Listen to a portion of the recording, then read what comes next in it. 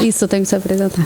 Bom, gente, boa tarde. Eu agradeço a presença de vocês para o seminário da professora Mani Tebet, Gênero, Estigma e Moralidades na Implementação do Bolsa Família.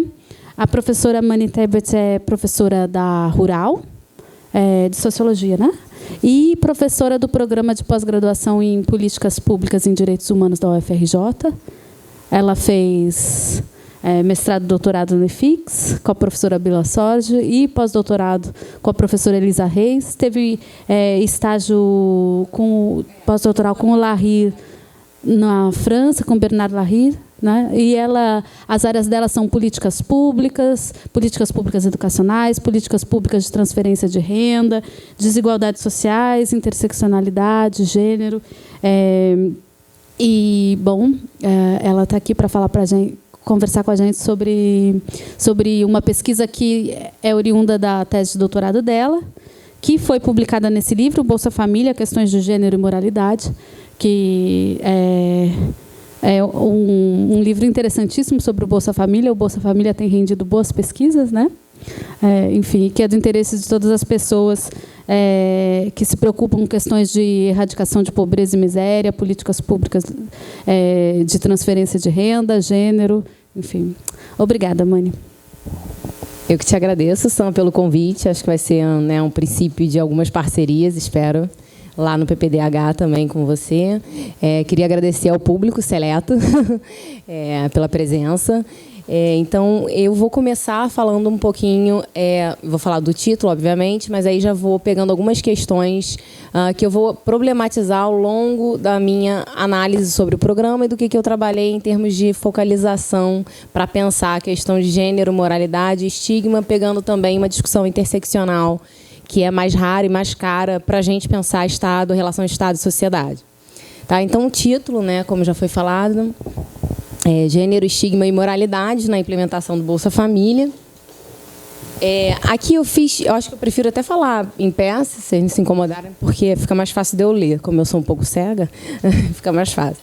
Então, eu coloquei aqui algumas... Eu pensei mais trabalhar... Não sei por que está cortado, porque ali está normal. Não sei por que aqui... A projeção, talvez, enfim. Mas eu fiz uma introdução aqui pensando, mostrar para vocês o que tem, em termos de levantamento e discussão na área sobre o programa de políticas, sobre políticas públicas e sobre o programa Bolsa Família, e mostrar algumas lacunas que eu estou tentando, ou tentei, pelo menos, em alguma medida, preencher com a tese, né? Na verdade, pegando essa área mais de discussão de sociologia política, a gente tem 3 grandes focos, né? 3 grandes áreas de concentração para pensar política pública, né? Se analisa as normas da política, ou seja, os princípios da política, a normativa, suas legislações, pegando os princípios de justiça social ou controle.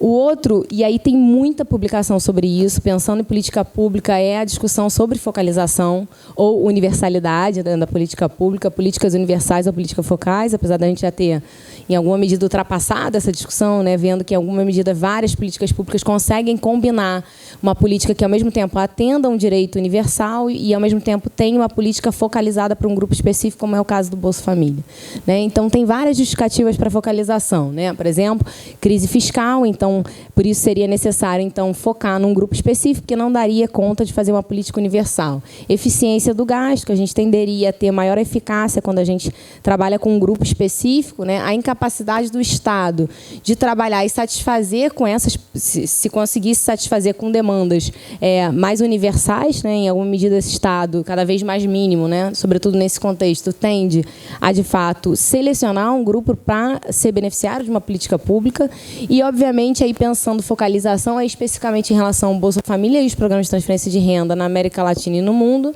obviamente a questão da redução da pobreza e, em parte, como consequência, em algumas delas, tá, a redução da desigualdade, né?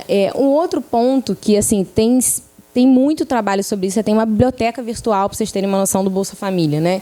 Então, dentro do levantamento que eu fiz, basicamente esses 3 pontos foram, as pesquisas se debruçaram mais sobre esses 3 pontos, né? O terceiro, a avaliação do cumprimento das condicionalidades.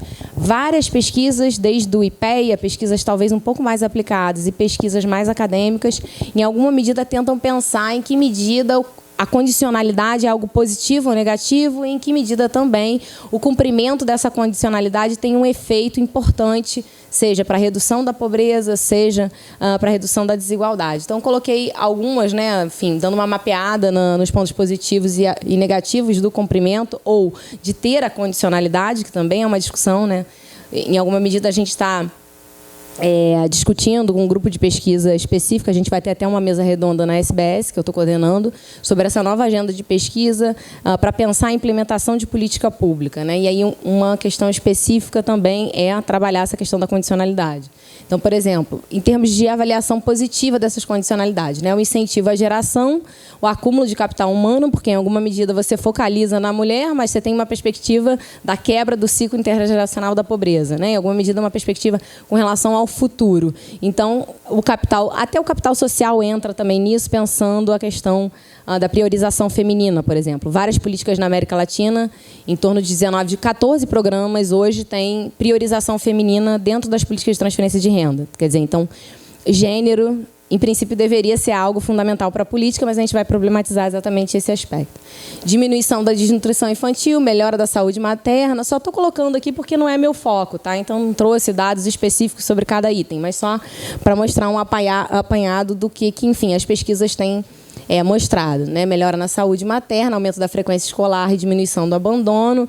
Também tem duas pesquisas recentes sobre a questão educacional. Tem uma do Brenner, que compara o Bolsa Família com o programa Progressa, no México, e mais duas do IPEA, falando sobre a questão da evasão e, especialmente, também da defasagem série-idade. Então, ali eu acho que tem que... Então, o Bolsa Família, com essa, enfim, um certo cumprimento da condicionalidade da frequência, né, que varia de 75% a 85%, dependendo da idade da criança ou do adolescente, tem tido um efeito importante quando comparado aos não beneficiários com relação a essa defasagem idade-série. As negativas, você tem uma série de questões aí específicas que algumas pesquisas estão trabalhando, como a minha, por exemplo, mas outras pesquisas também.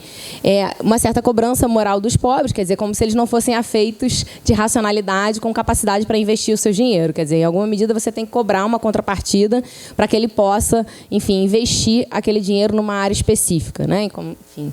E aí, pensando o Bolsa Família como direito, se a gente pensa o Bolsa Família ou qualquer outro programa social destinado a um determinado público mais vulnerável, né, em que medida tem que ter contrapartida, né? Se é um direito, não tem que ter uma contrapartida para você usufruir desse direito. Mas isso é uma discussão talvez um pouco mais ampla, que não é a minha de hoje, né, para o debate que a gente vai falar aqui hoje. A penalização em relação àqueles que não conseguem cumprir a contrapartida. E isso é um ponto fundamental, eu discuto na minha tese, tem várias questões sobre esse problema em termos da... uma certa exclusão de um determinado grupo pelo não cumprimento das contrapartidas. Por quê? Tem 3 pontos. O primeiro, se a gente pega só os programas de transferência de renda na América Latina, tá? A gente tem, basicamente, apenas 3 países que têm, por exemplo, saúde universal, né? Então, quer dizer, se exigir que a mãe faça o pré e pós-natal, e que as crianças sejam vacinadas e que as crianças façam pesagem, enfim, uma série de contrapartidas com relação à saúde, que a gente sabe que em vários municípios, sobretudo nas áreas rurais, não vai ter posto de saúde, né? Então, pode haver e tem algumas pesquisas já indicando isso, tá? Por exemplo, com o Progressa no México e na Argentina, chefes e chefas, algumas penalizações e exclusão de famílias que poderiam estar sendo beneficiadas, que estão excluídas porque, em alguma medida, não conseguem cumprir essa contrapartida. O Bolsa Família conseguiu, depois que se transformou em lei em 2003, antigamente tinha uma penalização para quem não conseguisse cumprir de imediato essas condicionalidades, por exemplo, educação e saúde. Quando ela se transforma em lei em 2003, nessa medida provisória se transforma em lei, já existe uma certa normativa dizendo que não vai penalizar a família se ela não conseguir cumprir aquilo que o Estado não está provendo, né, em termos de serviço de saúde, mas tem suas problemáticas ainda. O outro ponto, aí pegando cobrança moral ou penalização também das contrapartidas, tem um outro dado, né? Eu falei por exemplo, de saúde como universal, né? Cuba, Brasil, faltam um. Costa Rica, né, que são os 3 países que têm sistema de saúde universal na América Latina. Quer dizer, você imagina nos outros lugares em que você está numa área extremamente rural, que você não tem posto de saúde, como é que essa família vai conseguir cumprir com a contrapartida. Então, essa acho que é uma questão fundamental que a gente pode discutir. E tem outras, né? Por exemplo, a gente vai falar talvez no final só, mas eu posso já adiantar. O Bolsa Família tinha dentro das suas penalizações, as penalizações são brandas, né? Primeiro um aviso à família, depois suspensão de 30 dias, depois suspensão de 60, só depois disso, enfim, cancelamento, né? Mas ainda assim, né, pensando um pouco no Foucault, né, é uma forma de controle moral, por um lado, e ao mesmo tempo uma penalização, né? E esse olhar de vigilância que está sobre os pobres o tempo inteiro, caso ele não cumpra com a contrapartida. E tinha uma normativa que caiu dentro do boletim que foi divulgado pelo Bolsa Família, que era incrível, assim, é uma preocupação e que nenhuma teórica feminista discutiu. Por exemplo, você tinha penalização, o Bolsa Família indica quais são, enfim, as faltas, no caso da escola, justificáveis para não abonarem, né, assim, para abonarem o não cumprimento da condicionalidade, né? E uma delas, por incrível que pareça, era violência doméstica. Eles não abonavam violência doméstica. Então, se a criança estava sofrendo maus tratos no seu domicílio ou externamente, né, isso não era justificativa para o Bolsa Família pela falta escolar. Né? Isso está muito claro nas normativas, eu vou mostrar depois. Isso é um problema que a gente tem que pensar. Obviamente, uma penalização dupla com essa criança que está sendo violentada, né? Alguns autores também vão alegar que a renda é um direito, é aquilo que eu já tinha falado, né? Então, as contrapartidas não deveriam ser cobradas, você não usufrui de um direito com a condição de, né? O direito ele é para ser usufruído independente da condição. Não deveria haver condições. E tem várias ambiguidades da contrapartida, eu só trouxe uma, mas isso tem um debate amplo sobre os programas de transferência de renda na América Latina. Né? Umas eu já falei sobre a questão de saúde, quer dizer, você, em alguma medida, obriga a pessoa a frequentar o posto de saúde, e, ao mesmo tempo, o Estado não dá a contrapartida desse acesso. Por outro lado, tem uma ambiguidade que é muito interessante, que está sendo relatada em 2 estudos específicos. O Soares e Satter, eles fazem um levantamento, em 2009, de várias pesquisas que vão olhar condicionalidades de educação e saúde. Então, por exemplo, com relação especificamente à frequência obrigatória das crianças em sala de aula com uma frequência mínima. Então, é muito interessante, porque quando você olha, você tem um impacto, e tem vários estudos, não só brasileiros como internacionais, sobre isso. Quando você olha o impacto, né, o aumento dessa frequência escolar com redução do trabalho infantil, você, ao mesmo tempo, aumenta a jornada de trabalho dos outros membros, ou seja, dos adultos. Então, quer dizer, é uma ambiguidade, quer dizer, ao mesmo tempo que você retira essa criança do trabalho, né, enfim, escravo, ou de qualquer trabalho, né, não necessariamente escravo, mas de um trabalho infantil, você, ao mesmo tempo, enfim, vai ter que compensar isso de uma outra forma. Né? Então, seria um efeito um pouco perverso, por outro lado, da política, pensando em compensação. Sei, está dando esse problema aqui. Ih, não, opa, cliquei errado aqui. Tá. Aí você tem várias lacunas para pensar, apesar de ter muita pesquisa sobre Bolsa Família, né, muita produção, tem a biblioteca virtual do Bolsa Família, tem vários aspectos que já foram trabalhados na literatura internacional e tem alguns estudos, né, sobretudo na França e nos Estados Unidos, e que a gente, no Brasil, nossa agenda de pesquisa não avançou. Né? Então, os estudos brasileiros sobre as políticas públicas em geral, né, trabalham muito sobre a ênfase no Estado, a sua formulação e a própria organização da política. Né? Essa tem sido a ênfase maior dos pesquisadores brasileiros e estrangeiros sobre Bolsa Família. A preocupação maior tem sido sobre formulação, né, de maneira mais ampla. Nos Estados Unidos, a preocupação ela se volta muito para a ação do governo, especificamente em relação aos agentes públicos. Então, como que os assistentes sociais, como que os professores, como que os agentes de saúde, enfim, interagem, enfrentam e atualizam a política no setor local, obviamente municipal, no caso brasileiro, com relação a esses beneficiários. Né? Então, eles estão preocupados tanto com a organização governamental, esses agentes, as instituições, né, por exemplo, nesse caso, assistência, por exemplo, e os próprios indivíduos. Né? Como é que os beneficiários se sentem em relação ao Estado, né, ou à sociedade quando se tornam beneficiários. Né? Que tipo de, talvez, estigma ou identidade eles constroem a partir do recebimento de uma bolsa, de um direito social. Especificamente aqui no Brasil, né, se a gente for olhar algumas pesquisas internacionais, tem muito pouco estudo sobre implementação de política pública.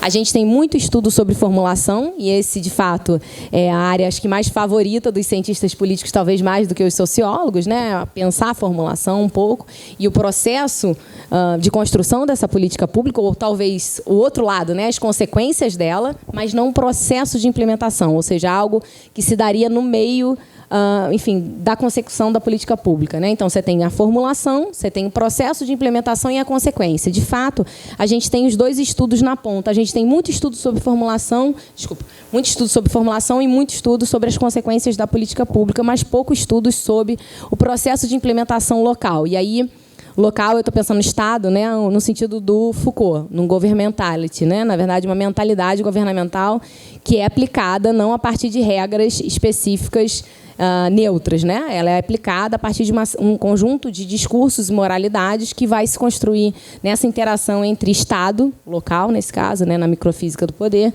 com os beneficiários da política.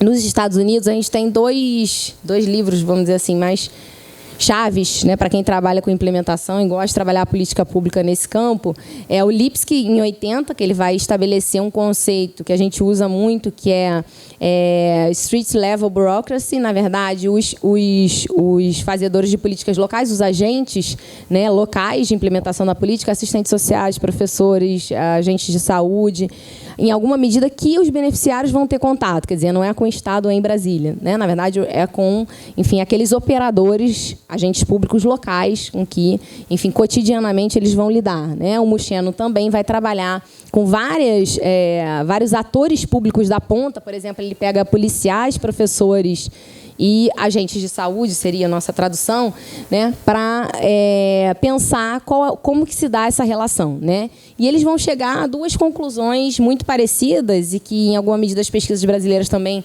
começam a avançar para pensar, talvez um pouco nessa direção e ver se isso acontece aqui, que os agentes públicos eles vão deter uma capacidade muito grande para influenciar e até mesmo modificar as normas da política previstas anteriormente. Eles utilizam ordenamentos discricionários, ou seja, tomam decisões independentemente da norma da política, quer dizer, na política está escrito uma coisa, mas, de fato, eles passam a aplicar outra.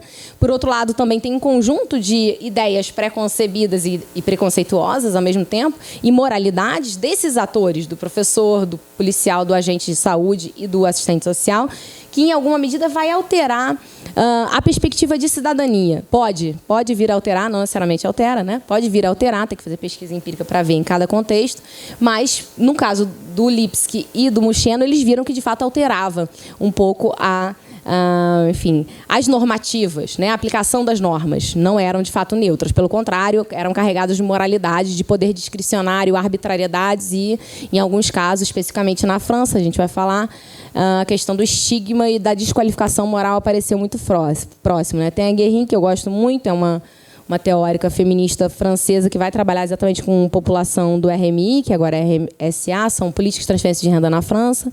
O Duvaux, Nicolas Duvaux, também, que tem um trabalho muito interessante sobre autonomia dentro dos beneficiários. O Pogan também vai trabalhar a sociologia da pobreza. O Dubois, especificamente, vai trabalhar com os agentes de frente, né, como ele chama, que seria a tradução lá é o guichê, seria a porta de entrada dos beneficiários, né? Então, os cadastradores das políticas públicas. Por exemplo, no Bolsa Família, a gente tem a coordenação e os beneficiários vão lá para se candidatar, né? Enfim, a Bolsa, né? E aí tem aqueles agentes da frente, né? Os mesários lá que a gente chama cadastradores, né? Esses, de fato, já têm uma postura arbitrária em relação a esse beneficiário, com uma série de estigmatização, então, em relação a esse grupo, que não é qualquer grupo, né? Já adiantando. São, em geral, mulheres, né? 93% das beneficiárias brasileiras são mulheres, pobres e, em geral, negras, né? A gente tem em torno de 83% que se autodeclara pretas e pardas. Então, não é qualquer grupo, é um grupo específico que já é estigmatizado na sociedade, né? Então, tendo em vista que elas já são estigmatizadas na sociedade, a pergunta fundamental e a minha hipótese era, bom, se elas já são estigmatizadas na sociedade, será que elas não são estigmatizadas no âmbito do Estado? Então, era um pouco testar essa hipótese.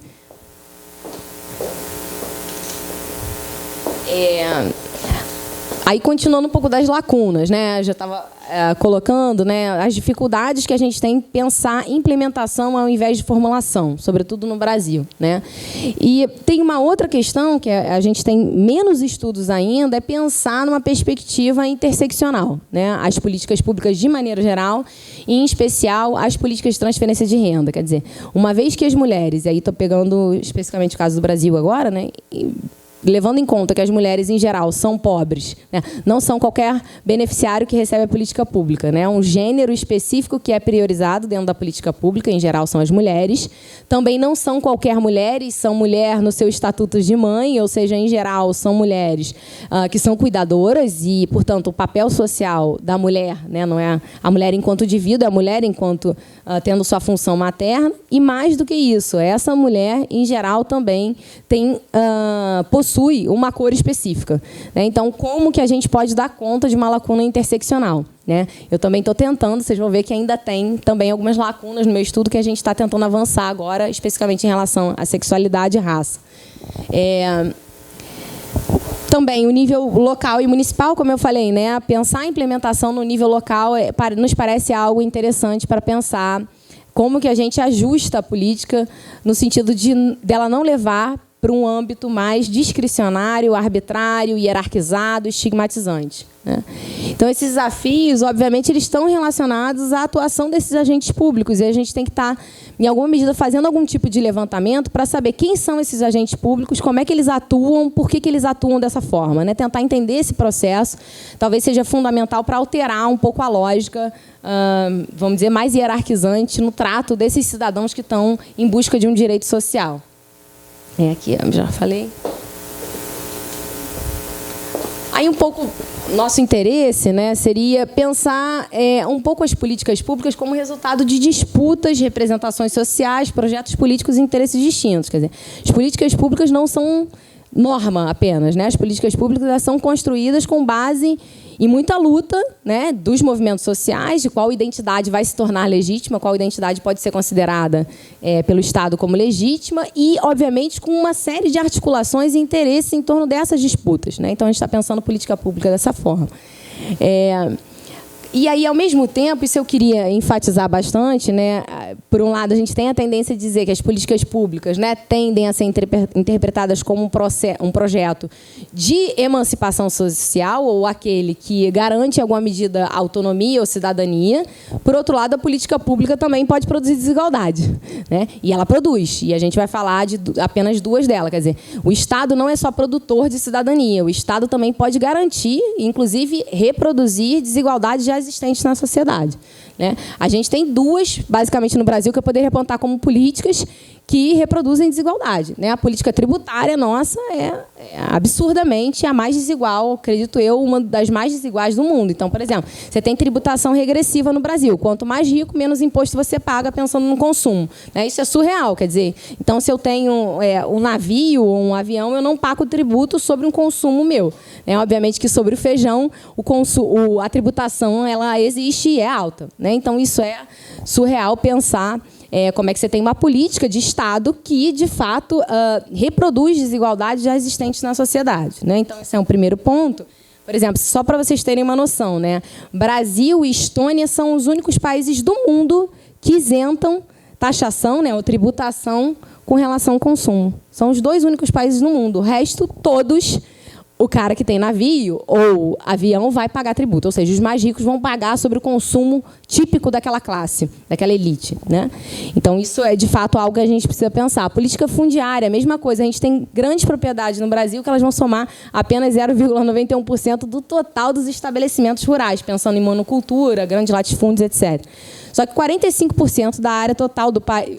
Só que eles concentram, pensando em termos de desigualdade, né, estou dizendo em termos de desigualdade, eles concentram 45% dessa área rural no Brasil. E pensando o gênero dentro da política fundiária, também outro dado muito interessante. Os homens concentram 87% de todos os imóveis rurais que existem no Brasil. E aí, no contexto escolar, isso ficou muito evidente como é que se conformam estigmas entre crianças e adolescentes. Então, aqui aqui já vou partir para os resultados de pesquisa, né? A gente vai verificar uma série de estigmas em relação a essas mulheres titulares legais, né? Com relação especificamente a essa interação com os burocratas de rua, né? O termo lá do LIPSC, ou seja, com os agentes públicos, né? Assistentes sociais, professores, etc. Então, a gente vê uma série de preconceitos, tem várias aí no livro, uma série de preconceitos em relação às beneficiárias e classificações morais em relação a ela, tanto no setor de cadastramento, quanto, esqueci de dizer também, as filas do banco, né? Então, elas recebem pelo Caixa Econômico Federal e é muito interessante, porque uma das perspectivas, por exemplo, que eu verifiquei, né, interessante que também tenho achado disso na França com o Nicolas Duvaux e o Serge Pogan, que eles veem o cartão, né, o Bolsa Família, antigamente vinha com o símbolo Fome Zero, hoje já foi retirado, né, que foi o início do programa, eles têm uma vergonha absurda do cartão. Então, as mulheres escondem na hora de sacar, né, o benefício. E no próprio banco existe um processo também de estigmatização com essa mulher. Porque, obviamente, num bairro pequeno, todo mundo sabe quem recebe, como diz uma das beneficiárias. Julgamentos morais em relação a essa mulher, então, quando ela tem um gasto, por exemplo, que não é com a escola ou com, enfim, com o bem-estar da família, existe uma série de julgamentos morais em relação a essa mulher. Um que eu estou tentando investigar agora, que eu não consegui desenvolver na minha tese, sobre a questão da sexualidade, né? Então, quando o investimento é sobre si própria, há uma série de imputações sobre a sexualidade dessa mulher, e é interessantíssimo discutir isso. Por outro lado, também com insumos e produtos que não estão vinculados necessariamente ao bem-estar. Então, interessantíssimo. Por exemplo, uma das beneficiárias comprou um DVD. Né? E, ao comprar o DVD, ela foi na Casa e Vídeo, lá local, ela estava trazendo o DVD, isso ela relatando, né, para mim, ela estava trazendo o DVD, e uma vizinha não beneficiária perguntou para ela, o que você está comprando? Aí ela foi e falou, eu estou comprando um DVD. Você usa do dinheiro do Estado e ainda por cima compra um produto de lazer? Mais ou menos nesse sentido, né? Estou traduzindo o que ela disse. Então, quer dizer, em alguma medida, ela está dizendo o seguinte, bom, se você tem um benefício que deveria ser investido para acabar com a fome, você só deveria comprar produtos alimentícios. Quer dizer, como se o pobre não tivesse direito ao lazer. Isso é uma questão fundamental, porque na França, por exemplo, com relação ao RMI, isso saiu no RSA. Sabiam que os beneficiários lá, eles podem acessar a biblioteca, podem pegar livros emprestados, mas eles também não podem pegar DVDs emprestados? Os beneficiários não podem alugar o DVD, que não é alugar, né? Pegar empréstimo. Eles não podem. Tinha uma regra do antigo RMI que eles não podiam utilizar exatamente essa ideia do lazer. Então, é interessantíssimo a gente pensar como é que, de fato, isso é um tipo de controle. Né? E, nesse caso, o controle da vizinhança, da população não beneficiária sobre essa mulher. Obviamente que, né, o Estado também não tem como ter controle sobre esses efeitos não premeditados, mas, obviamente, nós, enquanto pesquisadores, temos que ter um olhar atento sobre essas possíveis estigmatizações. Diversos controles sociais são exercidos sobre elas, né, sobretudo sobre as mulheres pobres negras, que vão induzir a um processo de classificação moral. Então, tem um texto meu que saiu na REF, na Revista Estudos Feministas, que vai falar um pouco sobre isso. No final, eu vou mostrar, se vocês quiserem, um pouco o título, e ele vai exatamente trabalhar com esse processo de classificação moral em torno das mulheres. Né? Estou usando mais até agora numa pesquisa ampliada sobre políticas públicas, a Butler, para pensar um pouco, né, a ideia de que, por um lado, as beneficiárias se enquadram naquilo que Goffman denomina fachada do bom pobre, eles, em alguma medida, trabalham o corpo e o comportamento, né, para que eles sejam legitimados enquanto pobre. Então, tem uma que fala... E, obviamente, né, isso tem a ver com uma racionalidade. Né? Uma vez que os recursos são pequenos, obviamente, nós temos que modelar o nosso comportamento para a aquisição de um determinado direito. Então, por exemplo, tem várias delas que dizem, olha, lá para a coordenação do Bolsa Família eu nunca vou de tênis, eu sempre vou de chinelo. Ou eu carrego minhas crianças no colo. Obviamente que isso faz parte de um processo racional da política. A mesma coisa, política de ação afirmativa. A gente pode falar isso em outro contexto, mas, né, que eu trabalhei muito com política de ação afirmativa. Obviamente, por que aumenta a autodeclaração de pretos e pardos depois da ação afirmativa? Não é aleatório. Né? Qualquer identidade ela é construída na arena pública. E ela é baseada em interesse, já dizia Weber, né? Capítulo 4, lá, Relações Comunitárias e Éticas da Economia e Sociedade. Weber já dizia isso no século XIX, né? As identidades, claro que não com esse termo, né? Mas, enfim, os grupos étnicos, eles se modulam em torno de interesses. né? E isso não tem problema, né? Não há um julgamento moral nesse sentido, né? Não é que eles são interessados, é porque, obviamente, utilizam de estratégias como todos nós. Então, é importante dizer que, ao mesmo tempo que eles fazem um pouco, eles constroem um pouco esse comportamento público, né, no sentido do Goffman, as mulheres também vão reagir a imposições arbitrárias a partir do ritual de humilhação. Então, quando tem alguma arbitrariedade nesse contato com os atendentes, tem várias mulheres que reagem. É importante dizer isso, quer dizer, as mulheres pobres não são passivas, né? Por outro lado, a gente tem várias pesquisas sobre isso com relação ao voto também, né? É interessante, porque quando eu estava estudando isso, falando um pouco do Goffman, eu falei, peraí, mas também pensando o próprio Foucault, né? A ideia de soberania do Estado, né? Os atores um pouco passivos em relação ao discurso, a Butler vai dizer, peraí, Foucault, há um processo de resistência em relação à sua soberania. E, de fato, no ritual da humilhação, a gente vai ver várias mulheres, e até nesse artigo eu também falo sobre isso, várias mulheres que vão reagir a esse estigma. Mas a reação ao estigma, ela também não é aleatória. Existe um grupo de mulheres que tem, especificamente, um pouco mais de educação, essa foi a minha tese, né? Um pouco defender a minha hipótese, perdão, de que o repertório educacional fazia diferença na reação do estigma, e eu estou investindo isso numa outra pesquisa agora. Então, por exemplo, a Carla, né, que é um nome trocado, a Carla, uma das beneficiárias que mais reagia às imputações de estigma, era a única que tinha ensino médio completo. Todas as outras tinham ensino fundamental incompleto. Então, acho que, de fato, não era aleatório. Mas isso é uma outra discussão. Como os agentes institucionais vão analisar a beneficiária? Quer dizer, haveria uma degradação da imagem da beneficiária nesse contexto de interação, um processo de desqualificação moral, social, racial e de gênero?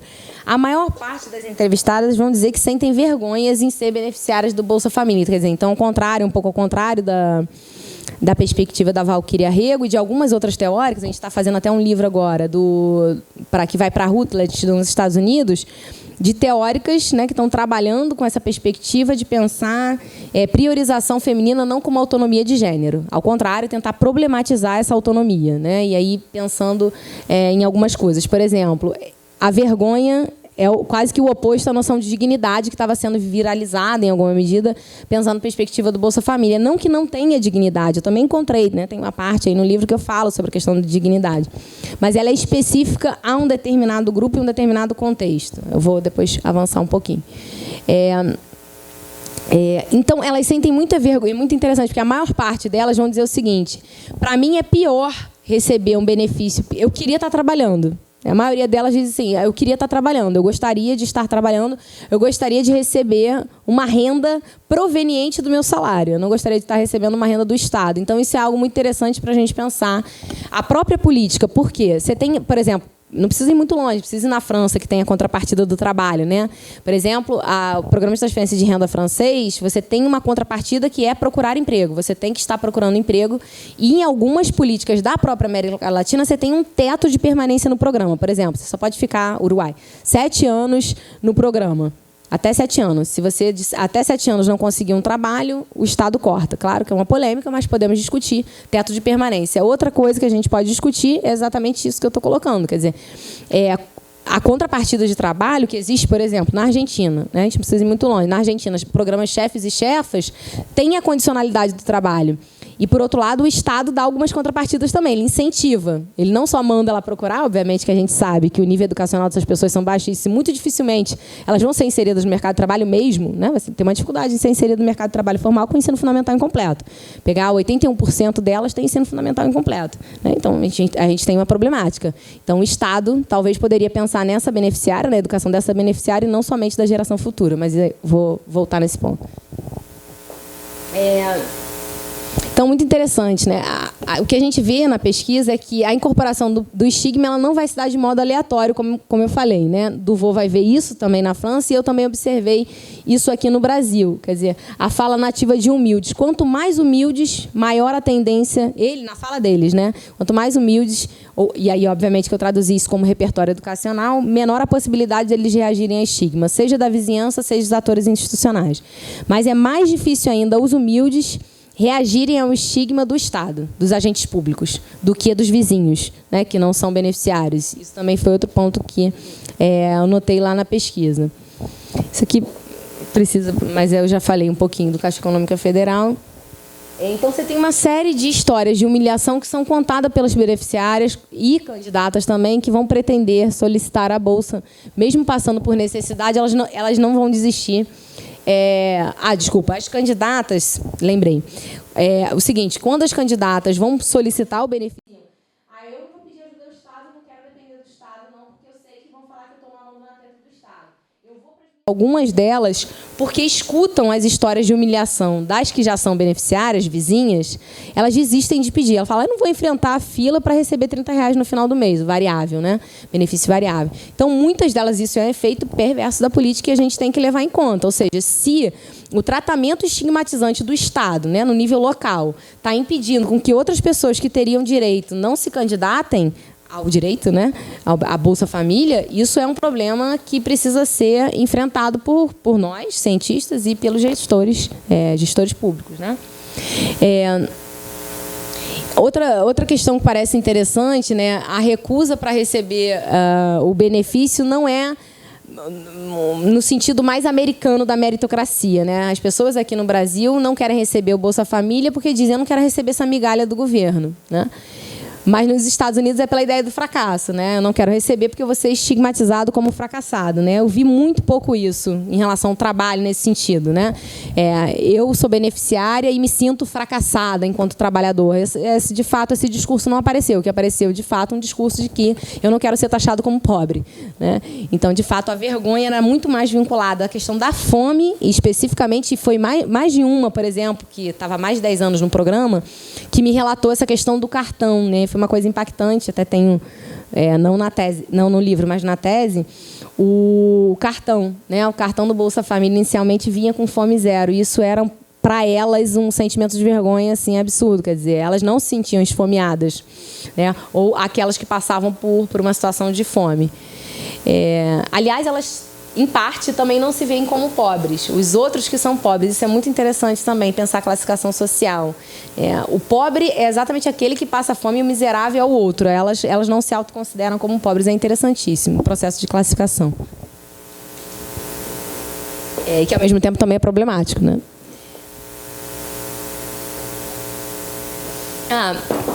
Isso eu achei muito interessante achar.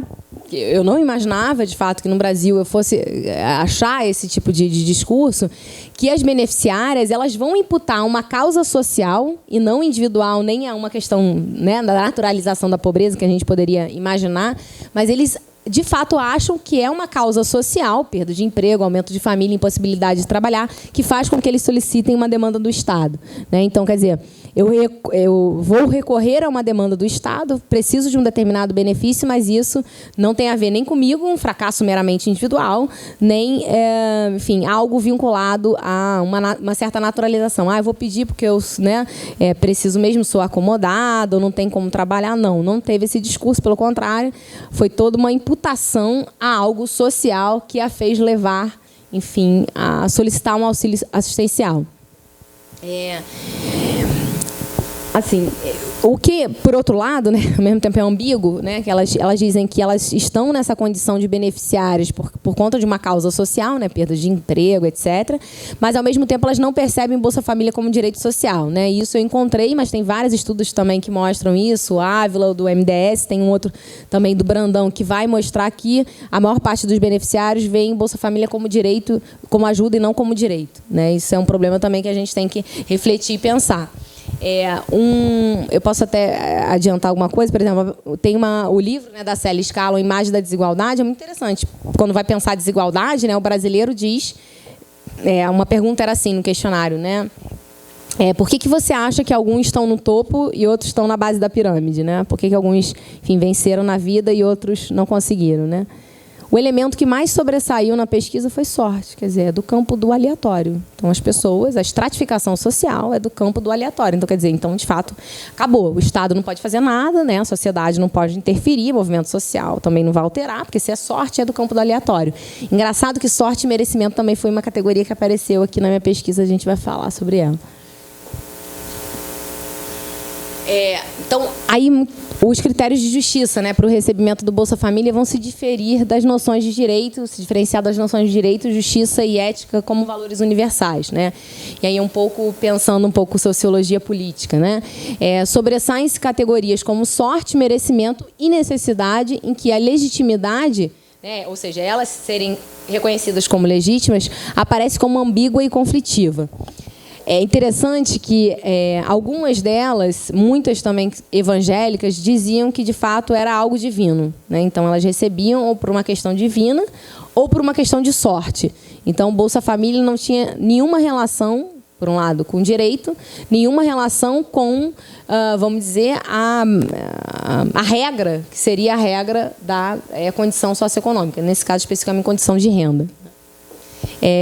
Outra coisa que é interessante, a gente identifica como Elias e o Scottson, né, no Estabelecidos e Outsiders, que a fofoca também ela é um recurso de controle social, sobretudo com relação às mulheres, controle de gênero, né? A fofoca ela tem sido, de fato, construída no nível local, e aí especificamente em relação à vizinhança não beneficiária, como uma forma de controle social. Um exemplo que eu dei para vocês foi do DVD, mas poderia dar N outros exemplos sobre como a fofoca e o controle com relação a essa mulher pode, inclusive, e aconteceu em um dos casos, né, dessas 35 beneficiários que eu entrevistei, em um dos casos, a mulher simplesmente pediu para sair do Bolsa Família porque ela não aguentava mais a pressão, nessa fala dela.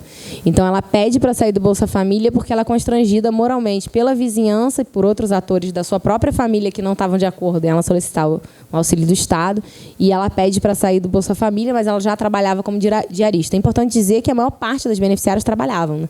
É um outro mito de dizer que o Bolsa Família acomodou ou produz acomodação, né? Tem várias pesquisas, enfim, não vou entrar aqui, mas várias pesquisas estatísticas e qualitativas que vão mostrar, enfim, que a maior parte trabalha. O problema é que elas não batem na RAS porque não estão em trabalho formal, enfim.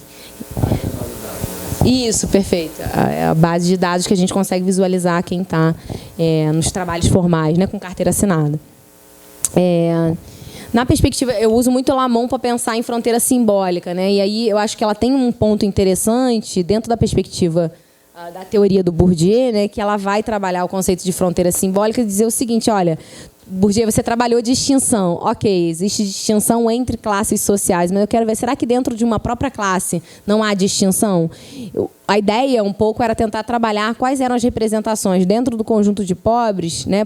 Por que alguns solicitam um benefício do Estado e outros não? Talvez não só discursos, mas comportamentos e práticas efetivas diferenciem, enfim, produzam sentidos, representações e distinções entre a mesma classe, né, dentro da mesma classe. Então, em relação ao mercado de trabalho. Então, essa é uma outra questão que eu acho que a gente tem que pensar, pensando no gênero, né? Uma outra questão que eu encontrei nessa pesquisa, a gente teria que pensar numa pesquisa nacional, né? Minha pesquisa foi local, enfim, num município específico, como que se apresentam esses agentes públicos, que tipo de cargo esses agentes públicos têm. São concursados, são comissionados? Praticamente só tinha uma que eu entrevistei que era concursada. A maior parte era indicação de prefeito. Quer dizer, isso é um problema, porque se a gente está trabalhando com uma população já vulnerável, né, e a gente trabalha na área de direito social, e a gente não sabe nem que Bolsa Família é direito, por exemplo, tem uma estagiária, que eu também entrevistei uma estagiária de serviço social, que dizia que o Bolsa Família era uma ajuda, né? E, obviamente, que isso pode gerar estigmas, né? Se eu não entendo aquilo como direito, se eu entendo aquilo como ajuda, a possibilidade de reproduzir determinados estereótipos e, enfim, e determinadas desqualificações, vou usar o termo do Pogan, né, é enorme. Então, a gente tem que ter algum tipo de treinamento, capacitação ou qualificação desses agentes públicos em relação ao trato dos beneficiários, né? Foco na educação das titulares legais. EJA, eu sei que tem, né, suas problemáticas do EJA, tem uma série de enfim, problemas, mas é a única forma que a gente vê como possível que essas mulheres, em alguma medida, sejam incentivadas, ou até mesmo que tenha alguma contrapartida, não sei, né? Talvez a contrapartida não só para as crianças, que em alguma medida penalizem a mulher para que ela cumpra, né? Porque nossas crianças não são autônomas, né? Não vão para a escola, enfim, sozinha. Alguma medida as mulheres têm que produzir e se cuidar, né? E por que não para elas? Por que não pensar numa educação ou numa autonomização, entre aspas, dessa situação de pobreza? Aqui eu já falei. E extinção, aí sim, que eu tinha comentado com vocês, extinção da punição do não cumprimento das condicionalidades ou penalização aos pobres, né? Falei para vocês que essa punição, né, do não cumprimento da condicionalidade, ela é gradual. Primeiro você recebe uma advertência, a família recebe uma carta dizendo que ela não cumpriu, que se ela continuar, né, não cumprindo a condicionalidade, ela vai ter uma suspensão de 30 dias, depois de bloqueio por 60 dias e depois cancelamento. Mas um dos motivos, eu tinha falado para vocês, não justificáveis, e que parece que caiu no ano passado, mas eu não achei a normativa, eu procurei para trazer para vocês, eu não achei a normativa, no boletim era violência doméstica e exploração sexual. Quer dizer, nos 2 itens não era justificável a criança faltar à escola. Quer dizer, então, se ela sofre abuso sexual e ela falta à escola, ela vai ser penalizada, porque ela não cumpriu a contrapartida. Quer dizer, isso é algo gravíssimo para a gente pensar perspectiva de gênero e autonomia feminina, né? Então, é isso. Obrigada a todos. E abrimos para o debate. Também vai trabalhar com algumas categorias, né? Dentro do conjunto de trabalhadores nos Estados Unidos, é muito interessante. Os trabalhadores mais manuais, por exemplo, ele faz uma pesquisa com trabalhadores do McDonald's e trabalhadores de indústria, e também trabalhadores intelectuais. Ele mostra que o conjunto de trabalhadores há uma variação muito grande em termos de prática, comportamento e, enfim, e ação, né? Então, interessante, porque eu também vi um pouco essas fronteiras simbólicas, né, entre os pobres. Então, a gente viu que quando há perda pessoal ou do casal de emprego, ou quando se somam ainda contextos de pobrezas mais estruturais, os problemas ou problemas derivados com saúde, elas vão solicitar ajuda governamental. Aquilo que eu disse, elas não solicitam simplesmente por uma noção interessada, né, ou porque, enfim, elas viram uma oportunidade de ganhar um dinheiro a mais necessariamente. É porque, em geral, tem um contexto de fato que as propiciem fazer essa solicitação para o Estado. Assim, aqui eu tentei sistematizar um pouco, porque eu faço um mapeamento de quais são as justificativas para elas não solicitarem um recurso e depois também quais os critérios, né, que a gente poderia considerar, quais critérios de legitimidade para elas receberem recursos. Como que os agentes públicos, beneficiárias, elas próprias, e os não beneficiários, veem quem tem mais legitimidade para receber o benefício. Qual é a perspectiva, qual é a construção discursiva, categórica, em relação a esse merecimento, né, vou usar entre aspas, essa legitimidade. Então, primeiro, né, então elas não solicitam, e aí, obviamente, que eu tenho uma pegada de gênero para ver em que medida esse discurso mais masculino, né, dos cônjuges que eu entrevistei, tanto dos não beneficiários quanto dos beneficiários, alguns também agentes públicos homens, e tentar sistematizar isso. Então, por exemplo, primeiro, né, incorporação dos ideais de mérito, fundamentado no valor trabalho. É recusa tipicamente masculina. Os homens dizem, tanto dos cônjuges das famílias beneficiárias quanto não beneficiárias, dizem que não querem depender do Bolsa Família porque eles têm capacidade de trabalhar. Então, esse discurso foi tipicamente masculino, né? O mérito não apareceu nos discursos como uma categoria espontânea feminina. Segundo, honra também a reivindicação da capacidade masculina em ser o provedor da família. Isso foi uma questão que apareceu, sobretudo, entre os cônjuges beneficiários. Então, a pesquisa da Gisele Nanes, que eu dialogo um pouco, da UFPE, lembrei, da UFPE, Federal de Pernambuco, que eu dialogo um pouco, é muito interessante, porque a gente encontrou bem parecido, ela numa área rural e eu aqui, né, no Nordeste, eu aqui no Rio de Janeiro, a gente encontrou esse ponto. Quer dizer, como a gente entrevistou os cônjuges, a gente verificou que, de fato, eles tinham, os beneficiários, né, a família beneficiária, eles tinham vergonha da mulher estar recebendo. E sempre quando eu ia perguntar, né, mas pô, você sabe quanto ela recebe? Você participa dessa gestão do benefício? Ele dizia que aquilo era da mulher, que ele não queria nem saber e que aquilo, em alguma medida, feria a sua honra enquanto homem, porque ele que deveria prover e não o Estado. Então, interessantíssimo também um pouco esse discurso masculino. O terceiro ponto, as preferências de ajudas informais. As mulheres recusavam, não beneficiárias, né? As mulheres pobres que recusavam pedir uma ajuda do Estado, elas sempre diziam: eu não vou pedir ajuda ao Estado, não quero depender do Estado, não, porque eu sei que vão falar que eu estou mamando na teta do Estado. Eu vou para as minhas ajudas informais. Então, família no entorno ou igreja, em geral, era quem elas podiam recorrer para dar conta um pouco da sua situação de pobreza. Então, elas recusavam e, enfim, obviamente que isso obviamente não, do ponto de vista social, né, são tipicamente femininas, essa solidariedade, pensando aí em termos de organização da pobreza. Que, obviamente, tem a ver com o início da assistência também, né, não aleatoriamente também feminina. Nesse segundo ponto, os critérios de legitimidade de receber o recurso na percepção dos agentes, dos beneficiários e não beneficiários, eu tentei dar uma sistematizada, porque, de fato, essa percepção sobre a legitimidade, quem é mais legítimo para receber o Bolsa Família, perpassou pelos 3 grupos entrevistados. Então, por exemplo, idade, né, é um critério para ganhar maior legitimidade. As mães novas tinham menor legitimidade social para receber o Bolsa Família. Isso era acachapante. Então, quando você chegava no setor de cadastramento, claramente você via, olha, você está muito nova, vai trabalhar. Quer dizer, você população economicamente ativa, você não tem que estar aqui pedindo benefício. E isso aparecia também na vizinhança e entre as próprias beneficiárias. As beneficiárias mais velhas diziam isso. O tipo de família, quanto maior o número de crianças, maior deveria ser o apoio do Estado. Isso, de fato, perpassava os 3 grupos. Quer dizer, em alguma medida, uma família que tem muitas crianças precisam de um apoio extra, do ponto de vista dos cuidados, né? E aí ganhava uma certa legitimidade por estar recebendo Bolsa Família. Então, famílias grandes tinham maior legitimidade. Bens materiais. Se possuem muitos bens, significa que a família não se configura como pobre. Isso é muito interessante. Nos agentes de saúde, isso apareceu como componente muito forte, porque eram elas e não assistentes sociais que faziam as visitas domiciliares. E elas sempre diziam assim, olha, eu vou em família da população beneficiária e vejo que eles têm televisão. E vejo que eles têm, que seja, DVD, né? Bom, mas aí é exatamente essa perspectiva, quer dizer, voltando àquela discussão, os pobres não podem consumir algo para além do necessário, né? Ou seja, da alimentação. Então, uma classificação moral também vinculada ao consumo. Quer dizer, o consumo dos pobres ele deve estar estritamente relacionado à alimentação, né? Quer dizer, e aí isso perpassava muito pela categoria dos agentes públicos, né? Coloquei agentes, mas era agentes públicos aí.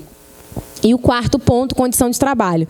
Se a família possui emprego regular e formal, isso tanto do ponto de vista da norma da política, né, porque quando bate na raiz você praticamente é cancelado, mas também dos atores públicos e beneficiários vão deslegitimar essa família que tem algum trabalho tipo regular, formal ou mais, enfim, sistemático. Então, de fato, você tinha um processo de deslegitimação. Então, interessante com relação a essa mulher.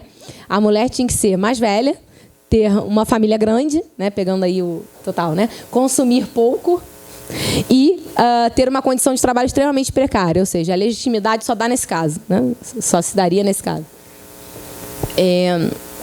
Aí acho que já está quase acabando. O programa Bolsa Família, então, ele vai conduzir, claro que aqui eu estou pegando uma parte do livro, né, para apresentar para vocês, conduz a uma formação de fronteiras simbólicas entre pobres, e aí que eu falei para vocês, beneficiários e não beneficiários. Quer dizer, você tem uma série de categorias e distinções que está nesse artigo da revista Estudos Feministas, entre essas mães, quer dizer, mães que não dependem do Estado, ou famílias que não dependem do Estado, e mães que dependem do Estado, né? Então, dependentes e autônomas. Vagabunda também é uma categoria que apareceu e ela tem algumas conotações que eu estou trabalhando numa outra pesquisa também de sexualidade, que eu não trabalhei na minha tese, pretendo aprofundar. Vagabunda e trabalhador e várias outras distinções sociais entre esse grupo de pobres, né? Aqueles que recebem o benefício e aqueles que não recebem. Então, a partir do dado empírico, a gente viu uma série de construções morais relacionadas à emergência dessas fronteiras, né? A noção de reputação, honra, status, mérito, performance afetiva e até mesmo comportamentos generificados. Por exemplo, essas mães beneficiárias, elas tinham que ser as melhores mães. Os meninos tinham que estar sempre bem vestidos para ir para a escola. Havia uma cobrança, inclusive das professoras que foram entrevistadas, muito grande. Depois eu vou, no debate, se der tempo, a gente retoma esse ponto. Aqui no Brasil, a gente percebe, então, que essa marca simbólica parece se consolidar mais entre aqueles classificados como pobres e miseráveis e honestos e aproveitadores. Na França, por exemplo, aparecem outras categorias. Se a gente pega, por exemplo, o trabalho do Nicolas Duvaux, ou do Serge Pogan, lá a categoria que aparece é o beneficiário, imigrante e não migrante. O francês e o migrante. Interessante. A fronteira simbólica lá ela está muito mais vinculada ao território-nação. Aqui está muito mais vinculada a uma questão, talvez, um pouco mais de pertencimento, enfim, com relação à pobreza, né? De ser pobre ou miserável. E essa categoria é sempre em relação ao outro, né? Então, para se desviar dessa categoria estigmatizante, né, seja aproveitadores miseráveis, os beneficiários afirmam sistematicamente que o recurso é temporário, né? E eles dizem assim, olha, você é aproveitador. Quando o vizinho fala isso para eles, algumas reagem e diz o seguinte, na verdade, não, eu só estou usando esse benefício por um tempo, porque eu estou procurando emprego. Então, o discurso é muito interessante. O discurso delas o tempo inteiro é afirmar que o recurso é temporário e que elas vão conseguir superar essa situação de pobreza, né? Então, sua dependência eterna perante o serviço de assistência é algo que elas vão tentar negar. Ou ainda vão demonstrar que precisam do recurso que será transferido, contrapondo a noção de necessidade àquela de interesse. Então, elas vão, olha, não sou interessada ou aproveitadora. Na verdade, eu preciso. Minha família precisa. Meu marido está desempregado, né? Minha filha tá grávida. E elas sempre atribuem a causa social, enfim, a sua situação atual, né? A situação de necessidade. Então, se por um lado a transferência de renda direta permitiu ao mesmo tempo uma melhora social, aquilo tudo que a gente já sabe de todas as pesquisas, né? A redução dos índices de pobreza, desnutrição infantil, desigualdade, série, idade, enfim, por aí vai, índices de saúde também. Do ponto de vista moral, o programa está submetido a vários padrões rigorosos que apontam para um traço normatizador de gênero e de corresponsabilização das famílias pela situação de pobreza. Isso também é algo evidente, né? Por outro lado, a gente não vai entrar no debate aqui, então o que a gente faz? A gente prioriza o homem na política de transferência de renda, né? O debate já é ultrapassado. Nós sabemos que, de fato, há um processo no mundo de feminização da pobreza que vem desde do final da década de 60, início da década de 70, nos Estados Unidos. O primeiro conceito de feminização da pobreza foi cunhado pela Diane Pearson, que vai falar, olha, na verdade, há um processo e uma sobrecarga de feminização da pobreza, porque, em geral, são elas que ficam com as crianças no processo, hora de separação, hora de reprodução da vida. Quer dizer, quando tem um neto, né, também elas são as cuidadoras, elas também são as cuidadoras dos idosos e, obviamente, isso vai reproduzir a pobreza. Então, vai emergir uma série de problemáticas que a gente tentou dar conta aqui com relação ao controle social e corpóreo da mulher pobre, né, através das condicionalidades, a sua situação de autonomia, que é basicamente relativa a uma autonomia, enfim, relativa mesmo à esfera doméstica, né? Isso é uma discussão que a gente está fazendo nesse livro, que vai ser lançado nos Estados Unidos, ou seja, em alguma medida, falar em autonomia, pensando a definição de autonomia do ponto de vista que seja da cidadania, é complicado, né? Que tipo de autonomia é essa? E eu vou problematizar ainda mais no final essa autonomia, né? Então, por outro lado, a gente pode pensar, e eu também não tenho uma posição firme sobre isso, mas eu acho que a gente tem que pensar sobre isso, né? E tem outros modelos de política de transferência de renda na própria América Latina, como o caso da Argentina que eu dei, ou dos tetos de transferência de renda que a gente tem que pensar, uma perspectiva de punir a família que não cumpre as condicionalidades parece incompatível, muitas das vezes, com o objetivo de promoção social do programa. Quer dizer, nós precisamos estabelecer uma condição para que ele receba ou é um direito à cidadania indefectível, né? Um direito humano, básico, né? Então, se a gente estabelece uma condição para esse direito, em princípio, esse direito passa a trazer uma certa problemática.